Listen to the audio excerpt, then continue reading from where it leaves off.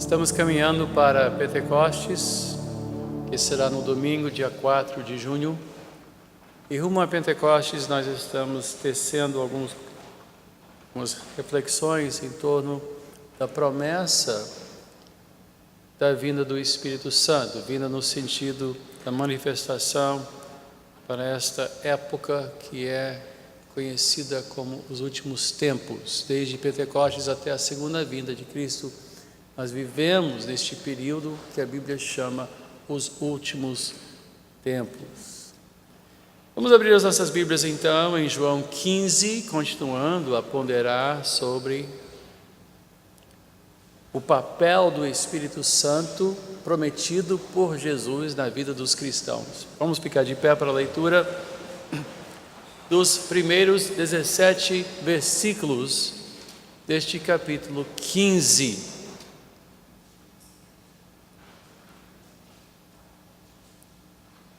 João 15, a partir do primeiro versículo. Eu sou a videira verdadeira e meu pai é o agricultor. Todo ramo que estando em mim não dá fruto, ele corta. E todo que dá fruto, ele poda, para que dê mais fruto ainda. Vocês já estão limpos pela palavra que lhes tenho falado. Permaneçam em mim e eu permanecerei em vocês.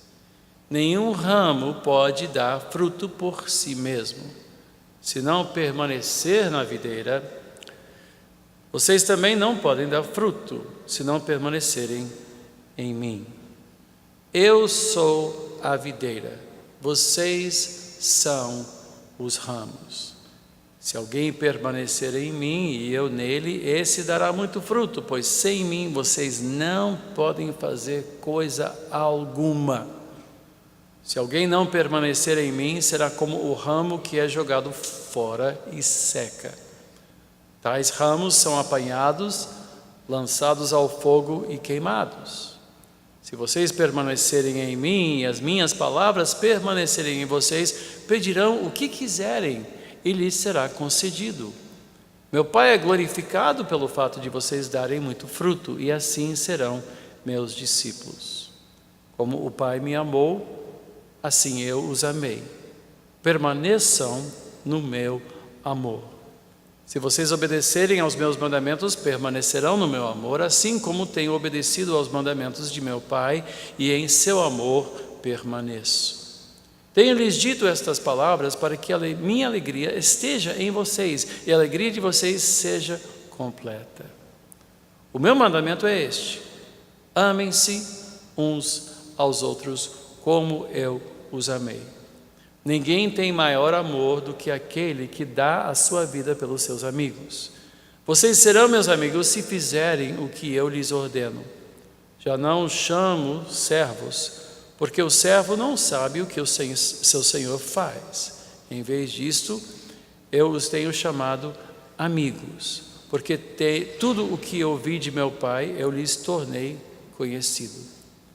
Vocês não me escolheram, mas eu os escolhi para irem e darem fruto, fruto que permaneça, a fim de que o Pai lhes conceda o que pedirem em meu nome. Este é o meu mandamento: amem-se uns aos outros. Oremos. Nosso Deus e Pai, ajuda-me, Senhor, capacita-me, Senhor, para entregar o que creio ter recebido de Ti. Ajuda-nos a ouvir o que o Espírito diz à igreja, o que tem para nos dizer hoje. Pois sabemos, Senhor, que o homem natural não compreende as coisas de Deus. No mundo em que vivemos, há uma regra de ceticismo, desconfiança e incredulidade que permeia o nosso pensamento todo e às vezes até envenena os da casa de fé. Então, Senhor, opera em nós hoje, milagrosamente, nossa mente, nosso coração, para abrir e ouvir e receber e compreender a tua palavra. Eu te peço em o nome de Jesus. Amém. Podemos sentar.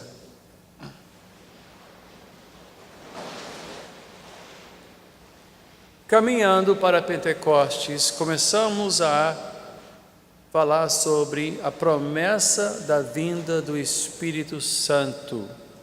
No primeiro domingo falamos sobre a sua vinda e que ele seria o nosso conselheiro, o nosso guia, aquele que substituiria Cristo Jesus, que era o conselheiro, rabino, mestre.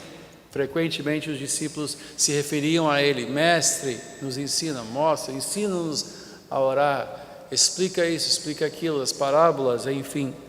Ele disse: importa que eu vá para que outro venha, e ele então continuará a ser um paráclito, um mestre, um conselheiro.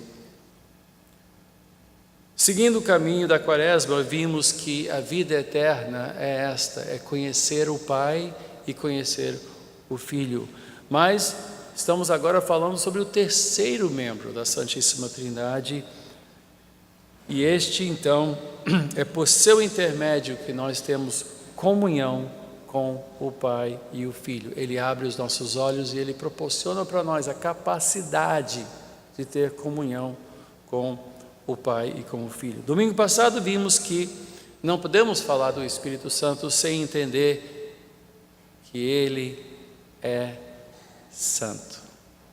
A sua santidade tem repercussões gravíssimas para quem ignora a palavra de Deus, quem é insensível quanto à palavra de Deus. A vida no Espírito nos remete ao reconhecimento que nós somos pecadores. O que aconteceu com Isaías no templo, quando ele viu a glória do Senhor em Isaías 6, ele ficou desesperado e ele disse: ai de mim, pois sou um homem de lábios impuros e vivo entre outros de lábios impuros. E nós sabemos que o povo de Deus precisa sempre ser pautado pela santidade de Deus. E quem ignora isto corre grande risco. Nós falamos sobre a minha convicção de que nosso país está sob juízo. Nós estamos sob juízo.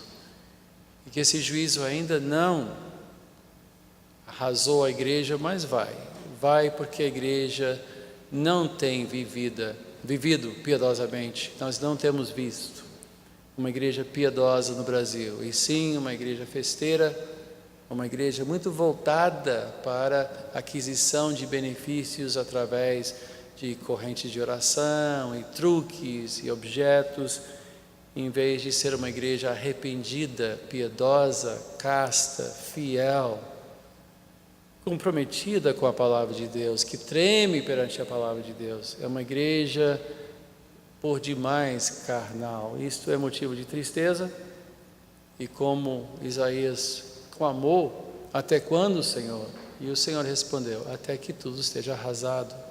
E eu creio que nós estamos para ver dias quando grandes e muito infelizes surpresas vão nos arrebatar e vão nos deixar chocados. E é importante que nós temamos ao Senhor. Segue então a pergunta: como o Espírito age em nós? Qual é a dinâmica da ação do Espírito Santo? E embora o nome dele não seja mencionado, na nossa passagem, na nossa leitura hoje, que se encaixa exatamente entre a primeira promessa de João 14 e a promessa reafirmada em João 16, que nós ainda vamos estudar, nós temos aqui a dinâmica de uma vida cristã de comunhão com Deus. E isto acontece pelo poder do Espírito, faz parte desse pensamento todo da vinda e da atuação do Espírito Santo em nossas vidas. Comunhão com Deus é uma rua de duas mãos. Para ser franco, é mais um círculo virtuoso. Já ouviram falar de um círculo vicioso, né? Esse é um círculo virtuoso. Nós temos que habitar nele, e se nós habitarmos nele, ele então habitará em nós, né? Ele trabalhará em nós, e na medida que ele habitar em nós, nós poderemos conviver uns com os outros e continuar a crescer nesta comunhão sagrada com Deus. É uma coisa extraordinária ver que nós somos convidados, nós somos salvos, redimidos, comprados para termos comunhão com Deus vivo. Isso é uma coisa extraordinária. Como Jesus disse, esse que está com vocês estará atuando no seu íntimo, no seu interior. E aqui Jesus usa o símbolo da videira para explicar a nossa vida espiritual. A videira era o grande símbolo da nação de Israel. Quando ele falou videira, os discípulos com certeza ficaram alertos ao ouvir. Por quê? Porque representava a nação. Isaías 5, versículo 7, vemos essas palavras: pois bem, a vinha do Senhor dos Exércitos é a nação de Israel, e os homens de Judá são a plantação que ele amava. Só que continua dizendo, ele esperava justiça, mas houve derramamento de sangue. Esperava retidão, mas ouviu gritos de aflição. Em todo caso, Israel se via como a plantação, como a videira que o Senhor cuidava. Inclusive, os próprios portais do templo foram decorados com uma enorme videira. Havia uma escultura, né? E essa videira era decorada, e ao longo dos anos pessoas vinham e faziam doações de folhas em metais preciosos e enfim, era um símbolo que todos conheciam muito bem.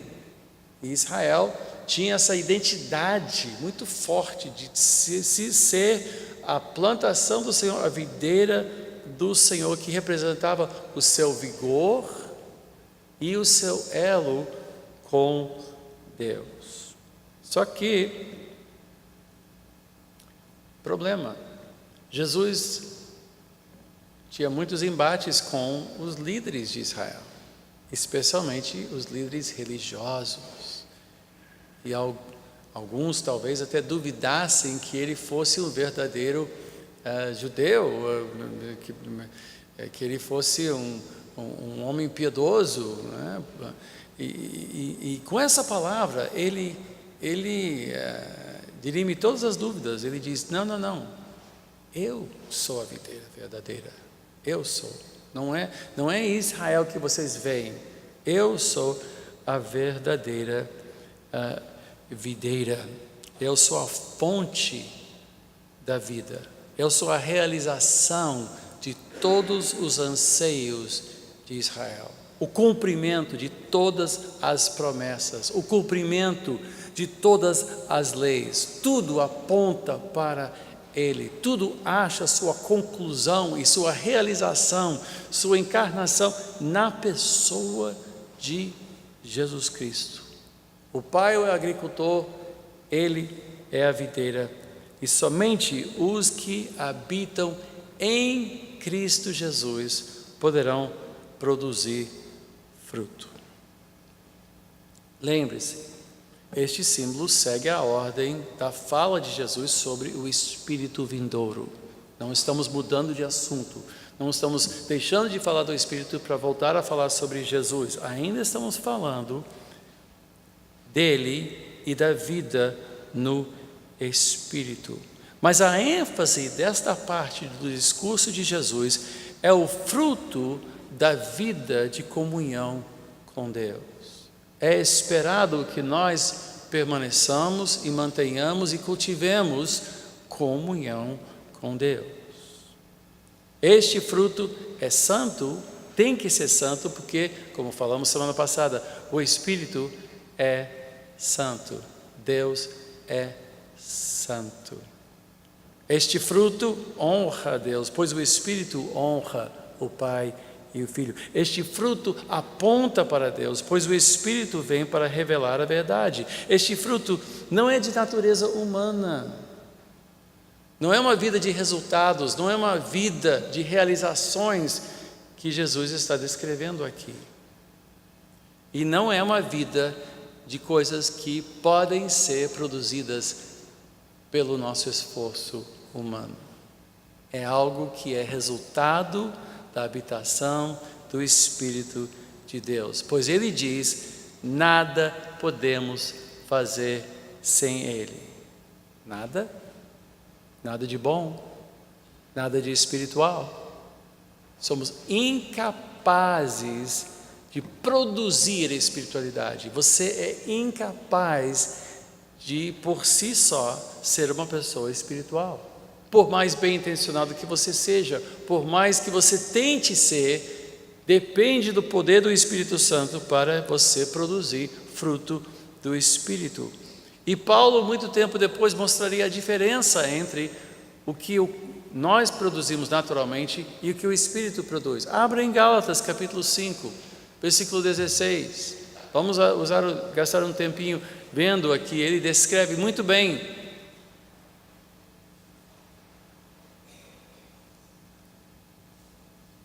Gálatas 5, a carta de Paulo aos Gálatas, capítulo 5,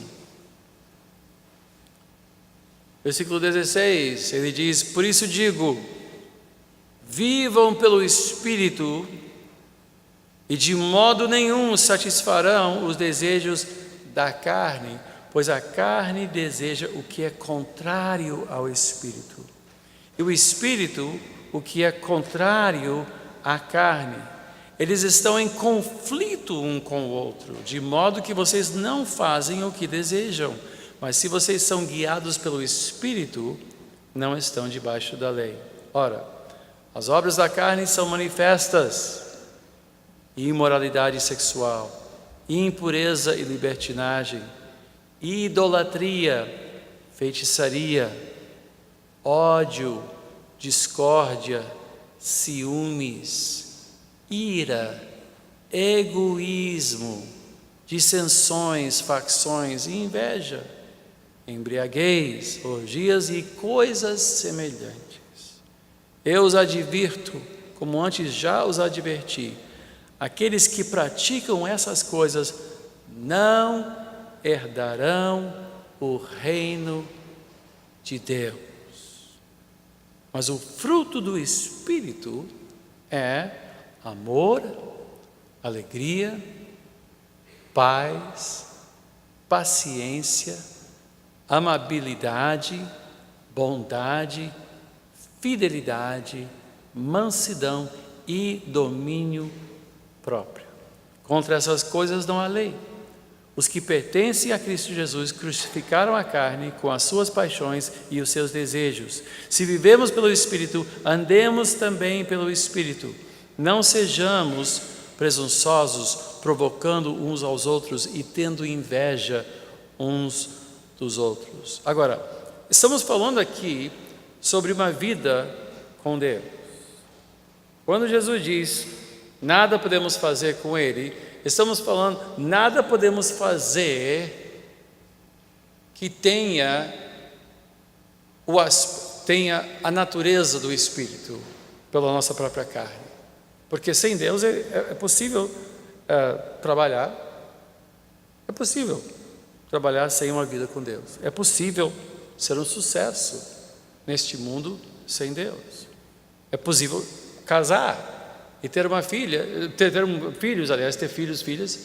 É possível casar sem ter uma vida com Deus. É possível gozar dos prazeres deste mundo sem uma vida com Deus. E é possível realizar muitas ambições sem ter uma vida com Deus.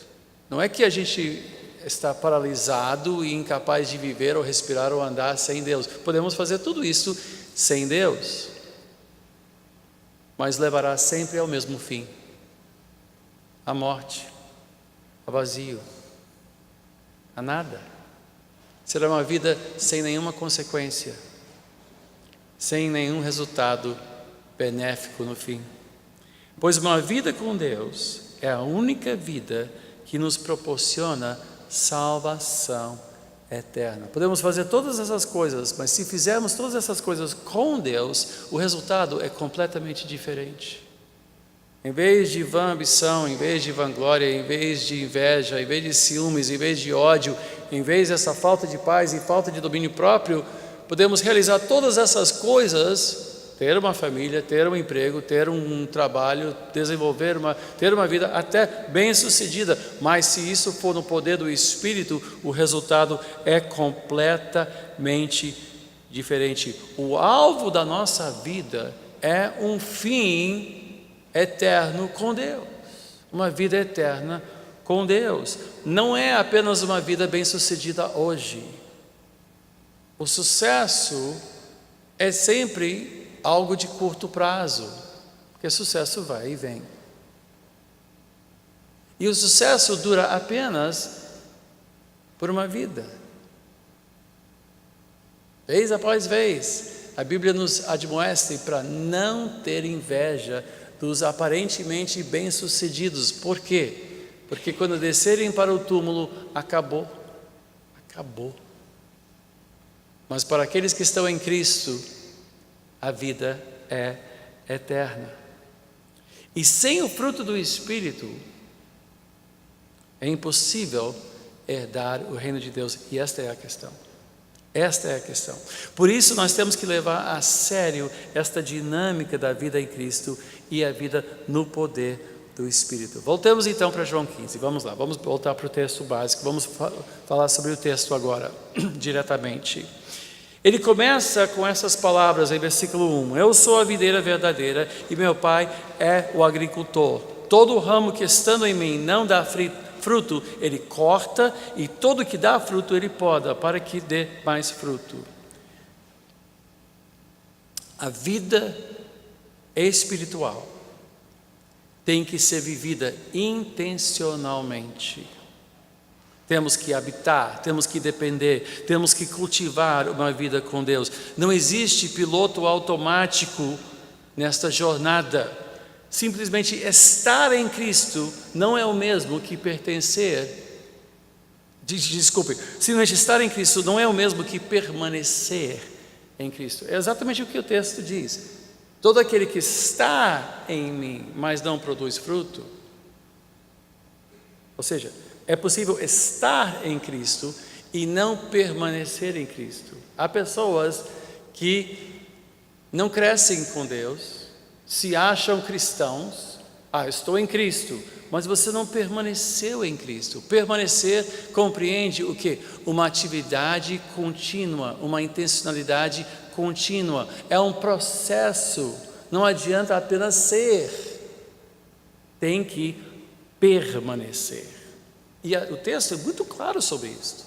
Todos aqueles que estão, mas não produzem fruto porque não estão permanecendo. Não há uma intenção, não há uma dinâmica. E essas pessoas que se acham cristãs, e mais uma vez vemos o elemento de juízo aqui, mesma coisa que nós falamos semana passada, que para mim foi tão impactante, tão dramático, é um processo contínuo. Esse juízo é um processo contínuo. Todo aquele que se acha crente, que está em Cristo, mas não permanece em Cristo, e ele vai descrever como isso acontece, vamos ver isso logo.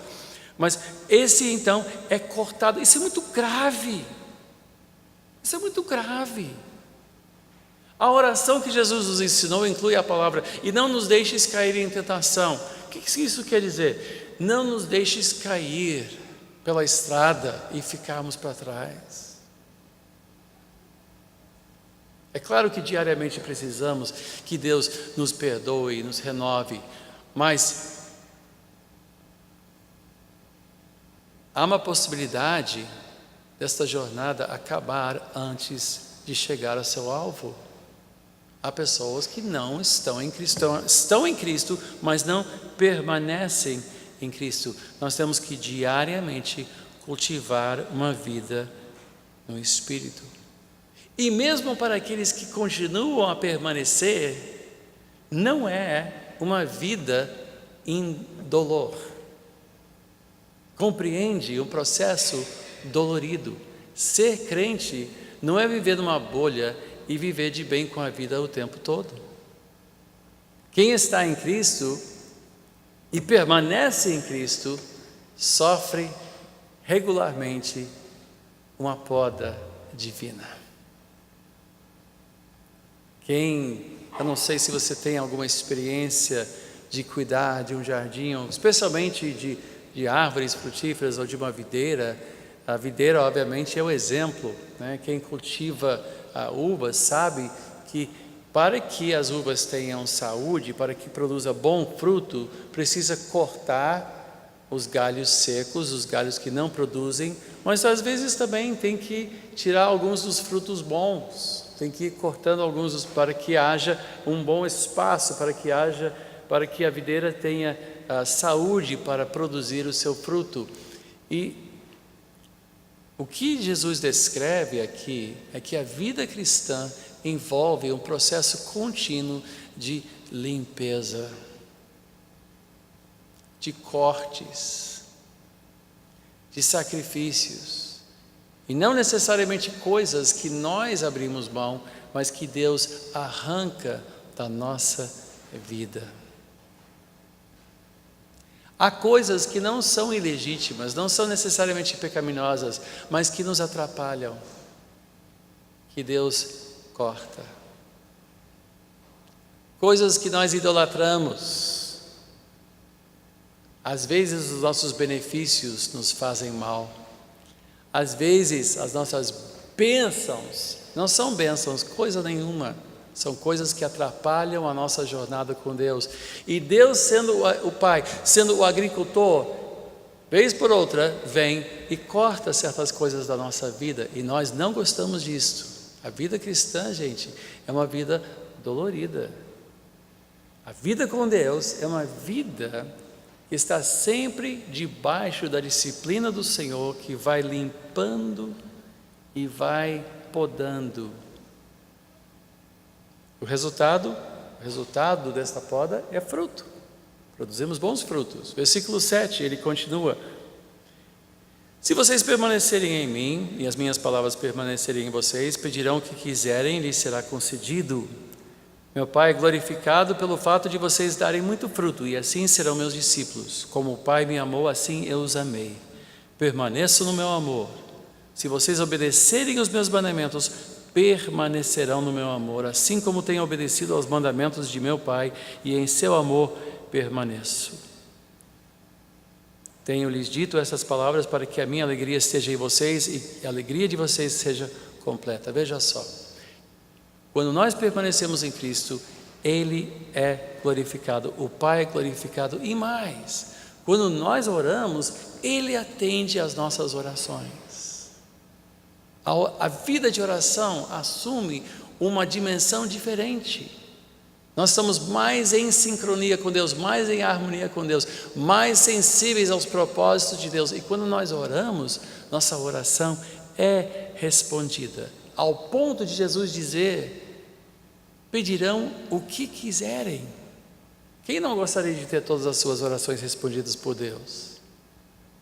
Todos querem. Mas para isso nós temos que permanecer em Cristo. Mas quem permanece em Cristo será agraciado pela alegria do Senhor.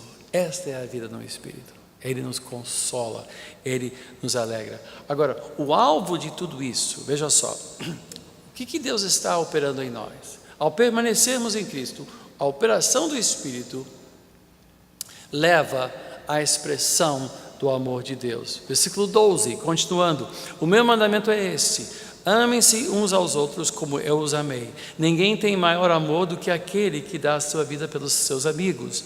Vocês serão meus amigos se fizerem o que eu lhes ordeno. Já não os chamo servos, porque o servo não sabe o que o Senhor faz. Em vez disso, eu os tenho chamado amigos, porque tudo o que ouvi do meu Pai, eu lhes tornei conhecido. Vocês não me escolheram, mas eu os escolhi para irem e darem fruto, fruto que permaneça, a fim de que o Pai lhes conceda o que pedirem em meu nome. Este é o meu mandamento: amem-se uns aos outros. Agora, Veja só, quem ama permanece em Deus, e o fruto do Espírito é gerado em nós, possibilitando o quê? Mais amor. É um círculo virtuoso. Ao nós praticarmos atos de sacrifício em benefício do nosso próximo, ao nós amarmos uns aos outros, orarmos uns pelos outros, convivermos uns com os outros, nós estamos permanecendo em Cristo. Permanecer em Cristo não é subir para uma montanha e ficar sozinho contemplando o Senhor, isolado de tudo e de todos. Não, fala de uma vida em comunhão com o povo de Deus. É impossível você permanecer na videira sem você ter um compromisso com os seus filhos, com os filhos de Deus. É impossível expressar amor se nós não nos conhecermos uns aos outros. É impossível que este amor realmente flua se não houver compromisso. O rapaz que vira e diz: eu te amo, mas eu não quero que haja papel passado entre nós. Isso não é sério. Quem ama, assina o papel sim, Senhor, e põe a aliança no dedo ainda por cima. Não é não? Todos nós sabemos que amor sério entre um jovem e uma jovem, ou um homem e uma mulher, leva o quê? Um compromisso. Nós estamos sendo chamados para um amor verdadeiro, um amor compromissado, um amor que faz parte do plano de Deus. E isto no poder do Espírito Santo. Olha, essa ênfase toda de membresia nesta igreja depende de uma coisa: o poder de Deus. Nós estamos, isso aqui não é uma organização, um sistema pirâmide que nós estamos montando, ou nada disso. Isso tudo depende de quê? Da virtude, do poder do Espírito de Deus agindo no nosso meio, nos tecendo, nos formando como família, para que cada membro seja fortalecido, protegido, robustecido na sua jornada, para que nós tenhamos proteção contra o inimigo, proteção mútua e também edificação mútua, onde nós estamos encorajando uns aos outros, orando pelos outros e carregando os fardos uns dos outros. Este amor é o que Jesus manda. Este é o meu mandamento: ame-se uns aos outros. Não é só um bem-querer, não é chegar e dizer: oh meu irmão, abraço, oh Deus te abençoe, tchau. Vou te chamar de meu irmão, meu amado, porque nem seu nome eu conheço. E não é assim. Amor é um negócio que leva a um convívio sério. Veja, a vinda do Espírito nos trouxe então o outro conselheiro, o Espírito da verdade, a comunhão com o Pai e com o Filho, não apenas conosco, mas em nós. E o fruto então é uma vida vivida no seu poder, que vence a nossa carnalidade, que possibilita uma vida que expressa a sua glória e o seu amor. Se tentarmos fazer isto sem um engajamento espiritual, sem uma vida de oração, o que isso vai criar? Ciúme, facções. Quantas igrejas sofrem divisão? Tem panelinhas, as famosas panelinhas de igreja, né? O que é isso? Isso não é comunhão no Espírito. Isso não é uma vida vivida para a glória de Deus. Não é à toa que as orações não são respondidas. Por quê? Porque nossa igreja é a igreja da hora. Somos uma igreja relevante. Essa nova palavra é o novo ídolo da igreja evangélica no Brasil. Tem que ser uma igreja relevante. Gente, o mundo não quer saber de nós. A cruz não é relevante para o mundo. Para os gregos é loucura, para os judeus uma ofensa. Mas Paulo disse, mas eu não me envergonho da cruz. Por quê? Porque é o poder de Deus para os que estão sendo salvos. Esse é um lugar onde o poder de Deus é expressado não com espetáculos, mas com transformações profundas do nosso coração, capacitando-nos a conviver de uma maneira harmoniosa e espiritual. Tem coisa mais difícil neste mundo? Tem coisa mais difícil do que pessoas se entenderem umas com as outras? Tem coisa mais difícil de pessoas ajudarem umas às outras sem egoísmo, sem interesse próprio, sem ciúmes, sem ficar pensando onde é meu lugar, qual é a minha posição nesta organização, sem ambições escondidas, enrustidas, disfarçadas. Tem coisa mais difícil do que isso? Gente, a igreja é o milagre, tem que ser um milagre. A igreja, para existir, é um milagre. E infelizmente, e eu já vi, eu tenho uma vida toda vivida, ou dentro da igreja, ou liderando a igreja. Este ano, acabei de completar 37 anos de ministério, 37 anos de ordenação. Vou completar 61 anos, eu nasci na igreja. E o que eu já vi ser feito em nome de Jesus Cristo, que de Cristo não tinha nada, de vaidade, de ambições, de líderes que se achavam o máximo, de membros que ficavam com ciúme, até do lugar onde sentavam. Este é o meu lugar na igreja.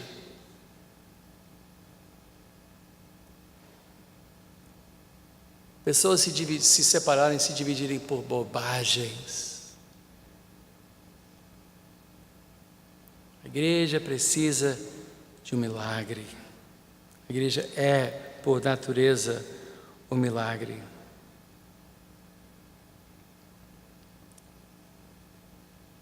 Assim como Isaías gritou, eu sou um homem de lábios impuros. Nós temos que entender que nós somos carnais. Nós temos que confessar os pontos fracos da nossa carne que dificultam a nossa contemplação da glória de Deus. Quem permanece em Cristo não tira os olhos dele, paga o preço de ter que olhar no espelho e entender que não fosse pela graça de Deus, nós seríamos consumidos. Quem permanece em Cristo, lê, ora, vive em comunhão, não foge quando tem um pequeno desentendimento, não torce o nariz quando o culto não é do seu agrado. É alguém que abraça e se compromete e que convive e entende que sem Deus, sem o poder de Deus agindo em nós, nada de bom podemos fazer, absolutamente nada.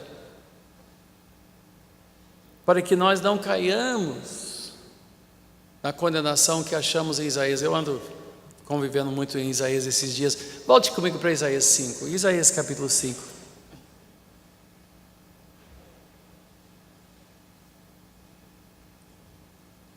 Isaías 5, veja só, que triste essa canção.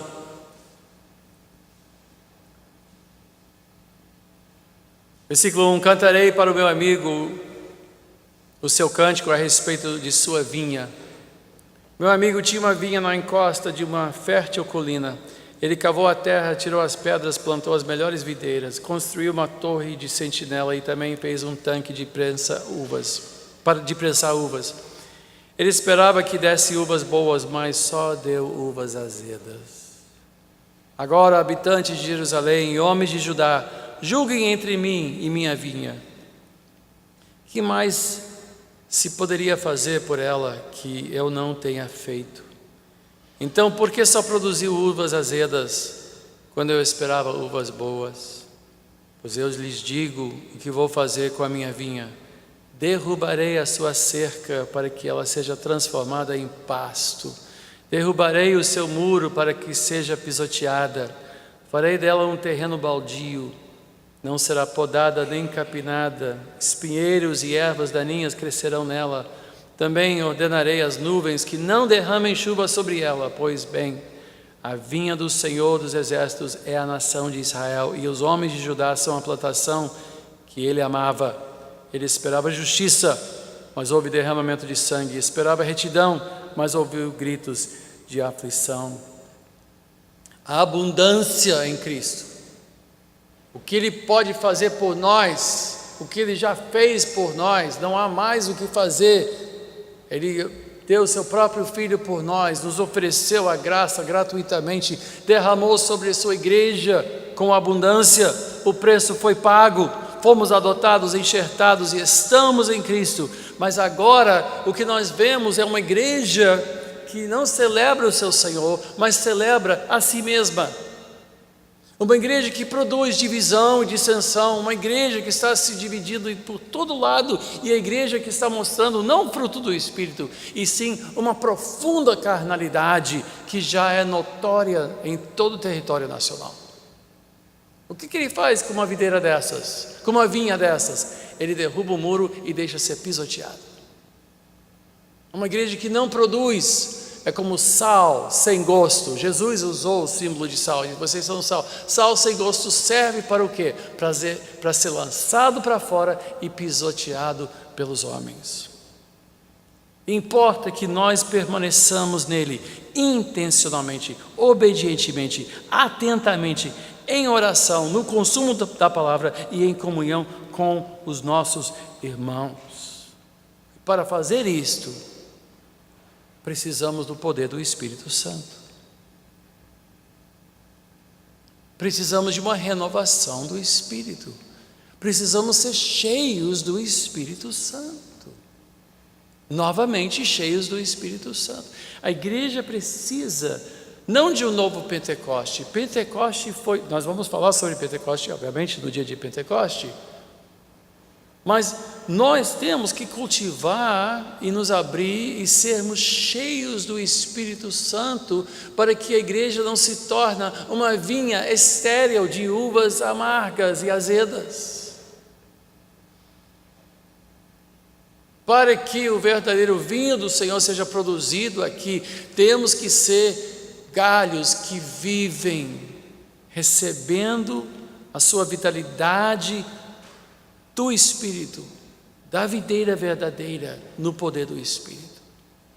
Temos que ser pessoas vivendo a vida cristã intencionalmente, ativamente, diariamente. Há muitas igrejas, e há muitas pessoas que frequentam a igreja por hábito, mas chegam de coração frio e esperam que a igreja as reanima.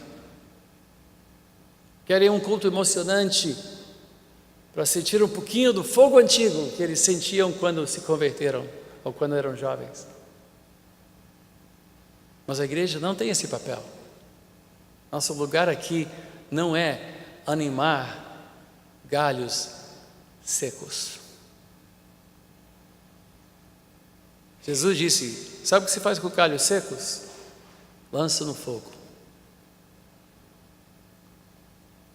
O papel da igreja é o cultivo de galhos que estão em Cristo, permanecem em Cristo. Há muito trabalho a ser feito na igreja, de ensino da palavra, de oração, o louvor, enfim, os nossos cultos. Mas há muito trabalho que nós temos que fazer também no nosso lugar secreto de oração, cada um de nós. A igreja não ressuscita galhos. A igreja é um lugar de cultivo. Nós temos que levar a sério os avisos do nosso Senhor. É um aviso grave. É um aviso grave. É um aviso que nós temos que ouvir e tremer quando ouvimos. Como nós precisamos de Deus. Eu preciso mais e mais de Cristo, mais do seu poder, mais da sua presença, mais do seu viver. Eu preciso beber do manancial, fonte de vida. Eu preciso, eu quero. É mais do que um desejo. É essencial.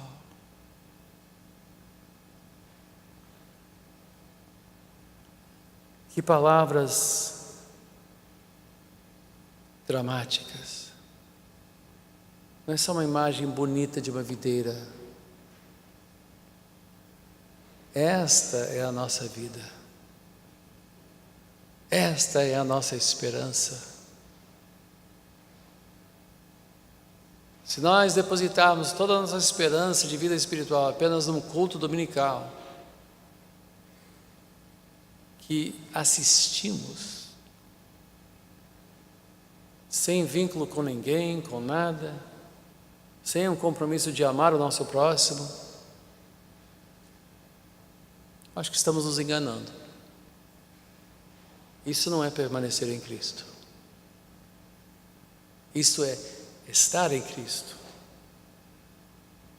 Mas eu pergunto, a sua vida é pautada pela paz de Cristo? Por domínio próprio? Essas virtudes que Paulo menciona estão presentes em sua vida, estão crescendo em sua vida? Ou você é torturado por ciúmes e facções e divisões e ira?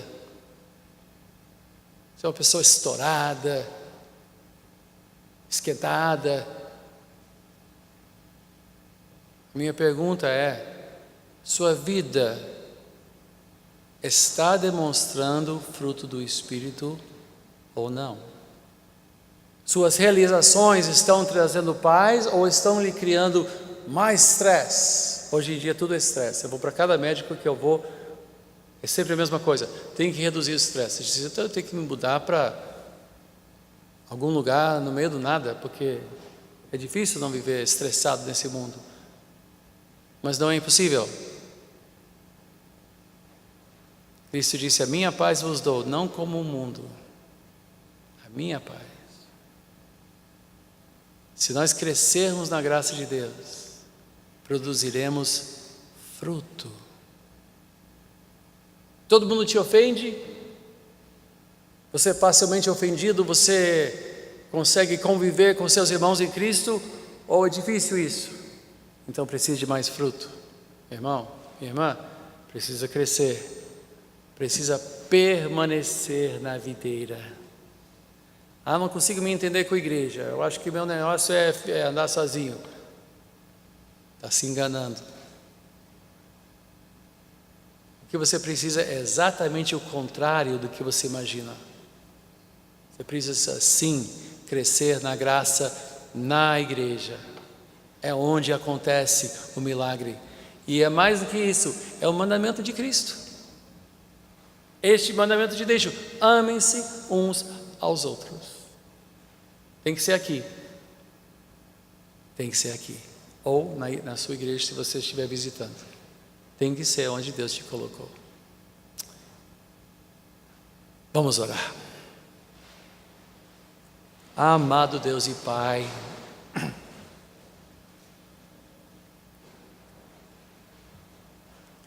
Tua palavra maravilhosa, é verdadeira, é fiel. E nos atinge e nos convence. Senhor, que possamos tomar as decisões concretas no uso do nosso tempo, na ordenação das nossas prioridades, criando espaço em nossa vida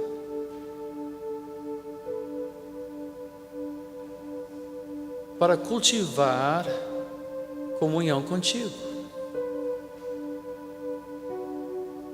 Pai, ajuda-nos a pensar claramente para reorganizarmos a nossa vida em torno da única coisa que nos dará a vida, que é permanecer na videira e viver dependente do Espírito. Pois a tua palavra deixa claro que qualquer outro caminho trilhado levará à morte e à destruição.